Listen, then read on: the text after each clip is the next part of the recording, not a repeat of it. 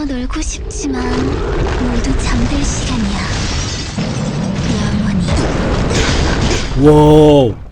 7K dreamer please. Hi guys, welcome back to my channel. We'll be checking out Mythical Equip Yeonhee in Arena, and this is the team I'm currently using, and it's in a 4-1 formation, which is pretty unique, different from a lot of other teams. I chose this formation because of, Yeonhee's passive, so in case I meet other Yeonhees, I won't be having a defense reduction. And I want you guys to take a look at this moment, okay? My Reginleif did 2 basic attacks on the enemy Phi, and you see that after her skill, Phi is still alive at 1 HP, but she is not in immortal form, right? That is because of Yeonhee's passive. Yeonhee's passive, when there are 3 or more magic attack allies on the field, will prevent the enemy from receiving buffs, and immortality is actually one of the buffs. And this includes Rudy's shield as well, which you can see is not being casted up on the enemy side. Okay, so these are buffs to take note, and for her passive like that, it's very powerful, and I think Dellons and Wukong also have the same passive. However, they do require some ally support. Okay, for Yeonhee's bottom skill, it hits pretty hard. It deals 500% magic damage to 3 enemies with the highest physical and magic attack, and ignores 70% defense, and also has an 80% chance to put them to sleep. So in my opinion, I think sleep is a pretty okay CC. The turn wise is not very important, because as you know, if you hit a sleeping target, they will wake up the next turn. So whether or not it's 2 turns or 4 turns, it really doesn't matter. The thing about it is that you can ignore defense damage on the enemy. So putting 3 of the highest physical attack and magic attack users to sleep is going to cripple the enemy team very well. Okay, she also deals fixed damage to 4 enemies, removes shields, decrease buff duration on her top skill, and for her awakened skill, she also can silence. So silence is a thing that is going to come back. And because she deals very heavy silence, which is 80% chance and to 4 enemies, you may want to start preparing to have resistance against silence. Also, she charges her awakened skill very quickly. Okay, so my first few thoughts about Yeonhee are that, sometimes she hits pretty hard, sometimes she doesn't. For me, her damage isn't very consistent, but this can be due to the enemy because they have so many factors going on, like increased defense, increased block rate, just so many things going on that sometimes I feel like my damage doesn't really showcase her full potential like what you saw in the intro. So that's something to take note. But we're gonna of course talk about how I equipped her. Okay, I given her crit and lethal, which should boost her damage output, especially coupled with Fenrir on the field. And then I also given her HP instead, not counter anymore, but her counter is also pretty viable. But my opinion is that she is not a better counter hero than Reginleif, because Reginleif is just far too powerful with her every third attack boom, right? If Yeonhee had that, then I think it would have been a better counter, because Yeonhee hits 2 targets after all. But I guess that is the balance they want to put in. So for her accessory, I've given her Berserker Ring, Vigor, and Purification, which means every third turn she will heal all debuffs, and every time she uses a skill, she will also heal herself. For her jewels, survive on 1 HP, increase skill use chance, and reflect immunity. Reflect immunity is super important because I don't want her to be dying to Rudies that are still around. So once Rudy falls off the meta a bit more, I think reflect immunity can be removed for something better, like magic attack increase. For her traits, I've given her 3 resistances. Okay, that is something you really want, especially those that immobilize heroes like stun, paralyze, and electrify, which are still very common right now. And then for fighters, so it really depends on what you have. For me, I've given her HP, increased status cast rate, and increased defense on magic and offensive and universal heroes. Okay.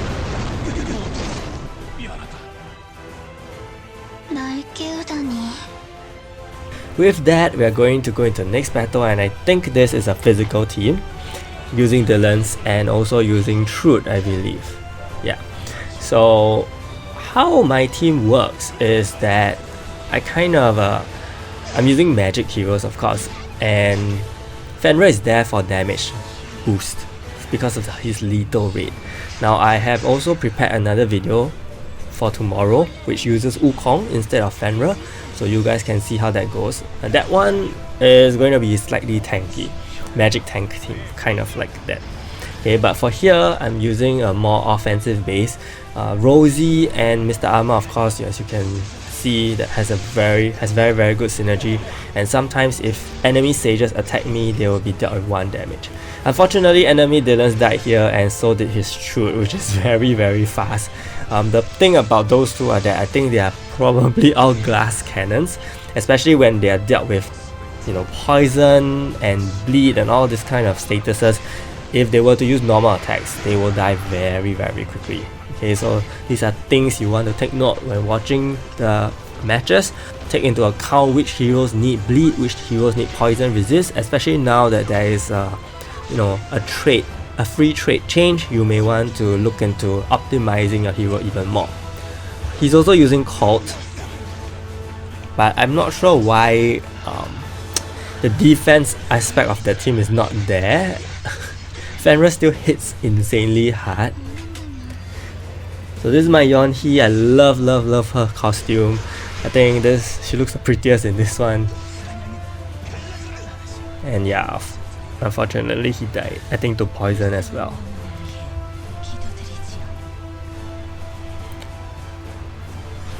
I mean, let me know what you guys think of Yeonhee. And here we have a Judas.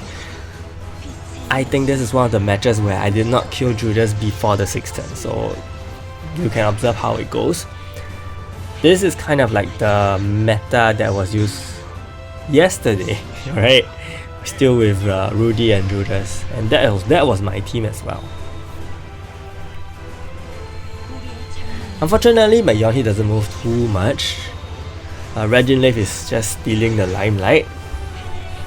And as you can see, right, even if I'm using a 4-1 formation, my Judas is actually taking not too... Oh, there you go.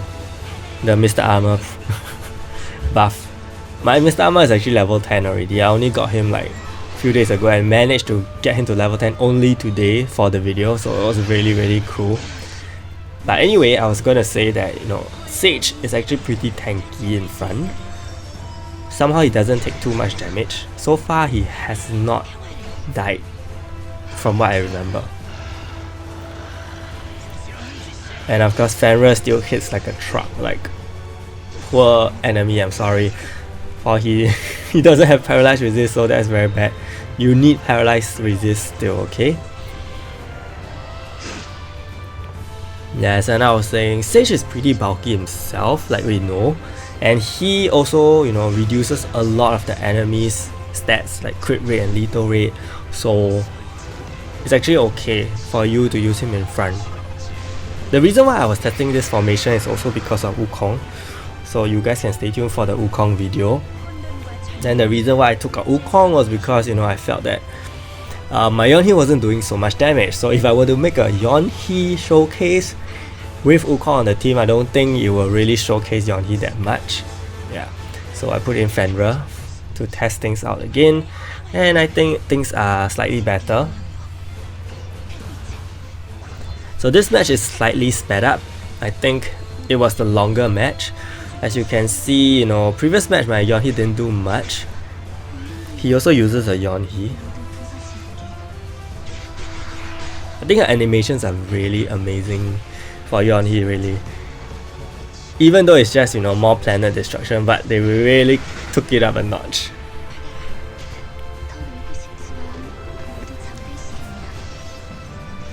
Yeah, so she hits super hard and yeah, silence completely. But thankfully it's turn 4 and I healed up from the silence for using the Celestial Purification accessory. So that is a godly accessory that you must have if you want to progress well.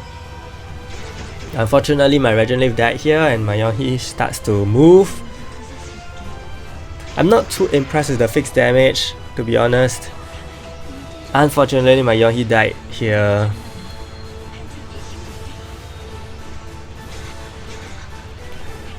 The damage that I'm taking is insane.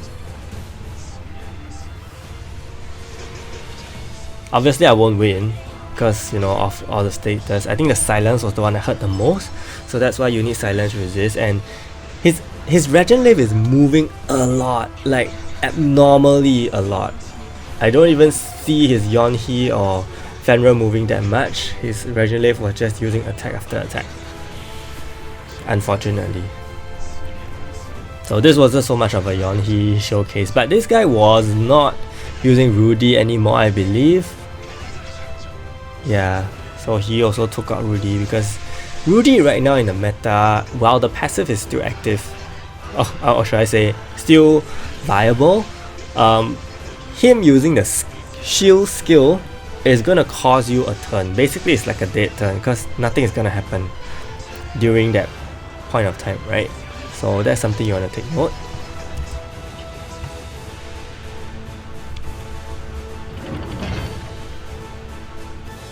하늘의 평화를. 마주해라 너의 공포와 두려움을.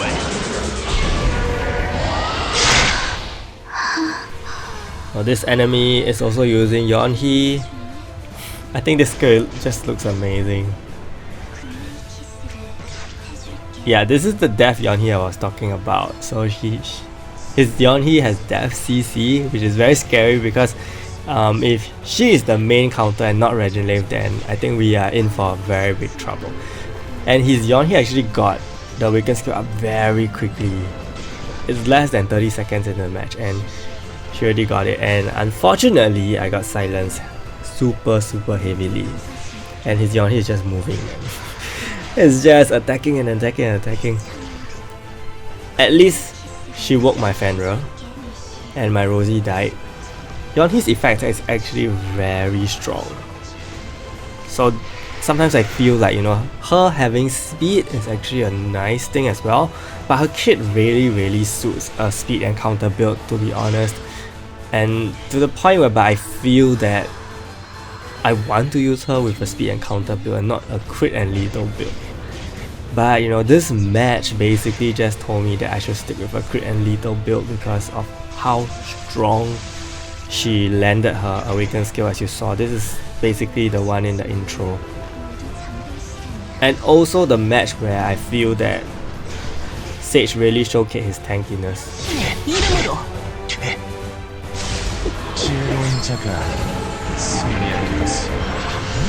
So overall, I think Yeonhee is a pretty nice hero. Maybe just because, you know, there's nothing too unique, but she's a very good damage dealer, and also with her passive, she's gonna create a lot of, you know, different teams. Basically, Dellons, Yeonhee, and Wukong, they are gonna create a lot of different variety of teams in Arena, which is the most interesting part of this update.